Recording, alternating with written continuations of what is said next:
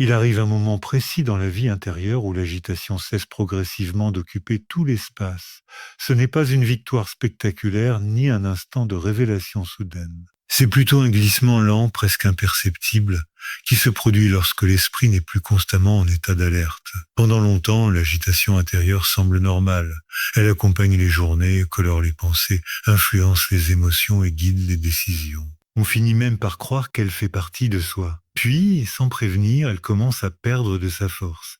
Cette agitation n'est rarement du hasard. Elle est souvent le résultat d'années passées à tenter de s'adapter, de répondre aux attentes, de se comparer, de se protéger. L'esprit apprend très tôt à anticiper, à analyser, à contrôler. Chaque pensée cherche à prévenir un danger réel ou imaginaire. Chaque émotion est examinée, jugée, parfois rejetée. Ce fonctionnement crée une tension constante. Même dans le repos, l'esprit continue de travailler. Il ne se tait jamais vraiment. Cette activité incessante donne l'illusion d'être actif, engagé, vivant. En réalité, elle épuise lentement. Lorsque l'agitation commence à disparaître, la première chose que l'on remarque est une forme de ralentissement. Les pensées ne disparaissent pas, mais elles deviennent moins envahissantes. Elles traversent l'esprit sans s'y accrocher aussi longtemps. Il devient possible de ne pas suivre chaque idée, de ne pas répondre à chaque impulsion mentale. Ce changement peut être déstabilisant. L'agitation donnait un sentiment de contrôle.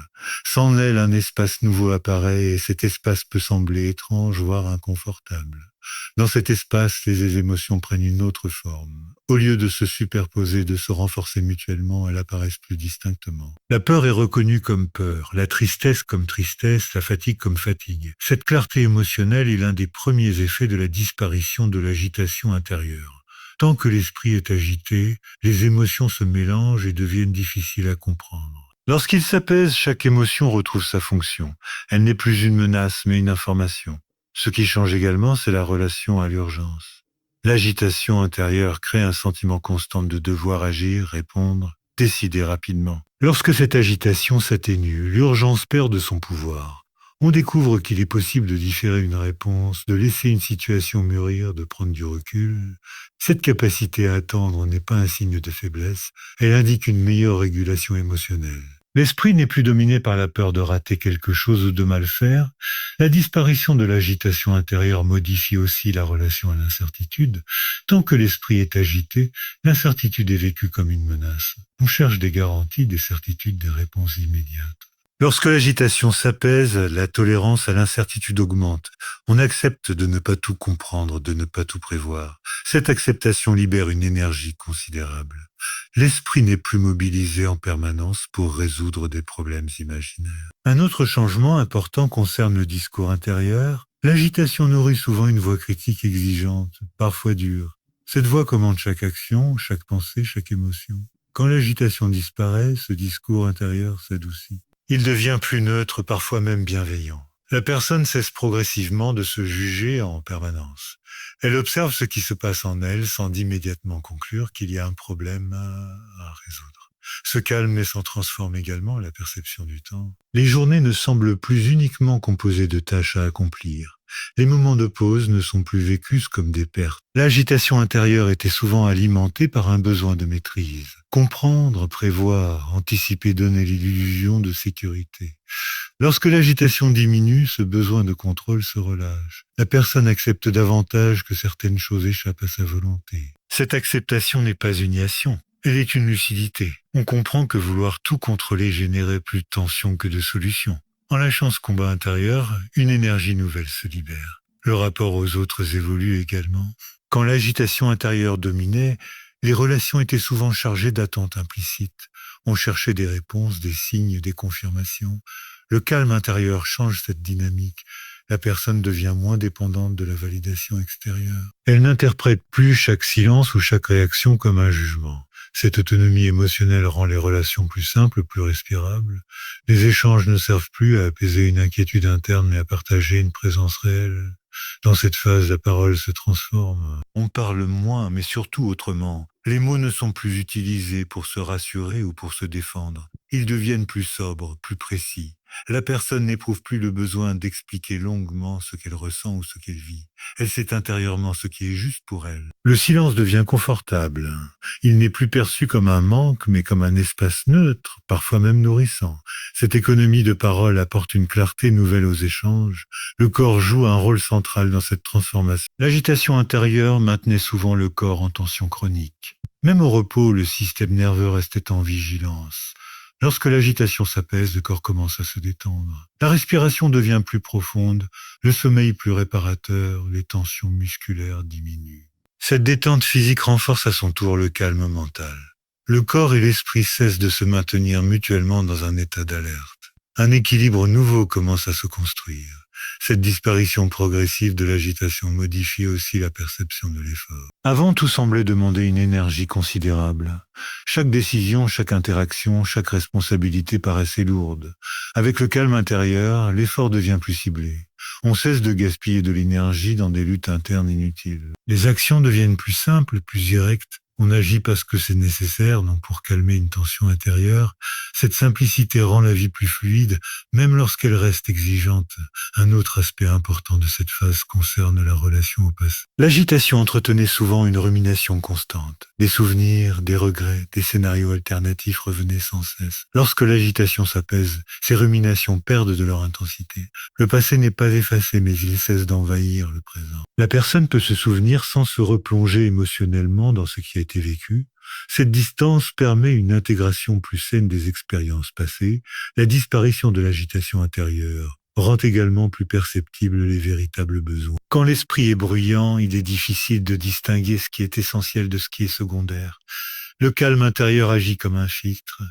Il met en évidence ce qui nourrit réellement et ce qui épuise. Certaines obligations perdent leur importance. Certaines aspirations jusque-là étouffées refont surface. Cette clarté peut conduire à des ajustements concrets dans la manière de vivre, de travailler et de se relier aux autres. Il est fréquent que cette phase s'accompagne d'un sentiment de décalage avec l'environnement. Le monde peut sembler plus rapide, plus bruyant, plus exigeant qu'auparavant. Ce décalage n'est pas un rejet. Il est le signe que la personne n'est plus synchronisée avec l'agitation ambiante. Elle apprend à participer sans se laisser absorber. Elle choisit plus consciemment où placer son attention et son énergie. Cette capacité de choix est l'un des effets les plus précieux de la disparition de l'agitation intérieure. Ce qui se passe dans cette deuxième étape, c'est une réorganisation profonde du fonctionnement psychique. L'esprit cesse d'être gouverné par l'urgence, la peur et la tension. Il devient un espace plus stable, capable d'accueillir l'expérience sans la transformer immédiatement en problème à résoudre. Cette stabilité n'est pas définitive, elle peut être remise en question par des événements difficiles. Mais elle constitue désormais une base solide sur laquelle la transformation peut continuer à s'approfondir, ouvrant la voie à une relation encore plus libre et plus consciente avec la vie intérieure. Lorsque l'agitation intérieure a réellement perdu sa place centrale, ce qui s'installe n'est pas une absence de mouvement, mais une présence plus stable. La personne ne vit plus dans une réaction permanente à ce qui se passe en elle ou autour d'elle. Elle n'est plus poussée par une tension invisible qui exige sans cesse une réponse. Il existe désormais un espace intérieur suffisant pour accueillir l'expérience sans être immédiatement envahi. Cet espace change tout. Il transforme la manière d'être, de ressentir et de se relier au monde. Dans cette étape, la relation à soi devient profondément différente. La personne cesse de se surveiller en continu. Elle ne cherche plus à corriger chaque pensée ni à contrôler chaque émotion. Elle a compris souvent à travers l'expérience qu'elle peut traverser ses états internes sans se perdre. Cette confiance intérieure est l'un des signes les plus clairs que l'agitation a réellement disparu. On ne se sent plus menacé par ce qui se passe à l'intérieur. Les émotions ne sont plus vécues comme des urgences à gérer, mais comme des mouvements naturels à accompagner. Le silence intérieur prend alors une place fondamentale. Ce silence n'est pas vide, il est dense, habité, soutenant. Il permet à la personne de rester avec une sensation, une émotion, une pensée sans chercher à la modifier immédiatement. Cette capacité transforme la profondeur de l'expérience vécue. Les moments simples gagnent en intensité. Les gestes ordinaires deviennent plus conscients. La vie n'est plus traversée dans la précipitation intérieure, mais habitée avec une continuité nouvelle. Les relations à ce stade se transforment en profondeur. La personne n'attend plus de l'autre qu'il comble un manque intérieur. Elle n'entre plus en relation pour apaiser une inquiétude ou confirmer sa valeur. Elle se relie depuis un équilibre déjà présent. Cette posture change radicalement la dynamique relationnelle. Les échanges deviennent plus libres, moins chargés d'attentes implicites. Le silence partagé n'est plus inconfortable. Il devient parfois un signe de confiance et de sécurité affective. La disparition de l'agitation intérieure modifie également la manière de vivre les conflits. La personne n'a plus besoin de se défendre systématiquement ni d'avoir raison à tout prix. Elle peut écouter sans se sentir menacée. Elle peut ne pas répondre immédiatement. Elle comprend que toutes les divergences ne demandent pas une résolution verbale. Cette capacité à ne pas nourrir inutilement les tensions apporte une grande paix relationnelle. Le calme intérieur agit comme un régulateur naturel. Le rapport au futur change lui aussi. L'esprit n'est plus constamment projeté dans l'anticipation ou la crainte. La personne peut penser à l'avenir sans s'y perdre. Elle planifie lorsque c'est nécessaire, mais elle ne vit plus dans un scénario permanent. Cette présence accrue au présent procure une sécurité durable. On découvre que l'on peut faire face à l'incertitude sans être submergé. Cette découverte libère l'esprit d'une charge mentale considérable. Sur le plan émotionnel, cette phase se caractérise par une grande fluidité. Les émotions continuent d'apparaître, mais elles circulent. Elles ne s'accumulent plus. La joie est vécue sans la peur constante de la perdre. La tristesse est traversée sans l'angoisse qu'elle soit définitive. La colère est ressentie sans devenir destructrice. Cette fluidité émotionnelle est le signe d'un système psychique plus régulé, moins contraint par la lutte interne. La parole trouve alors une place plus juste. La personne parle lorsqu'elle en ressent le besoin réel, non pour combler un vide intérieur. Les mots sont moins nombreux, mais plus alignés. Ils ne servent plus à masquer une tension ou à rechercher une validation. Ils expriment ce qui a été compris et intégré. Et lorsque rien n'a besoin d'être dit, le silence est pleinement suffisant. Cette liberté face à la parole et au silence est un marqueur important de maturité intérieure. Le monde extérieur peut rester chaotique, rapide, exigeant, mais la personne n'est plus aspirée par cette agitation collective. Elle y participe sans s'y dissoudre. Elle choisit plus consciemment où investir son énergie. Elle sait se retirer lorsque c'est nécessaire, sans culpabilité. Cette capacité à alterner engagement et retrait est essentielle pour préserver l'équilibre intérieur sur le long terme. Elle permet de rester vivant sans se surcharger. Dans cette étape, les valeurs deviennent plus claires. Ce qui semblait important autrefois perd parfois de son sens. Ce qui était négligé devient essentiel. La personne commence à faire des choix plus cohérents avec ce qu'elle ressent profondément. Ces choix ne sont pas toujours spectaculaires. Ils sont souvent discrets, mais ils transforment durablement la qualité de vie. L'agitation intérieure empêchait cette clarté. En disparaissant, elle laisse place à une direction plus juste. Il est important de comprendre que cet état n'est pas figé. La vie continue d'apporter des défis, des pertes, des bouleversements. L'agitation peut réapparaître temporairement, mais la différence est majeure.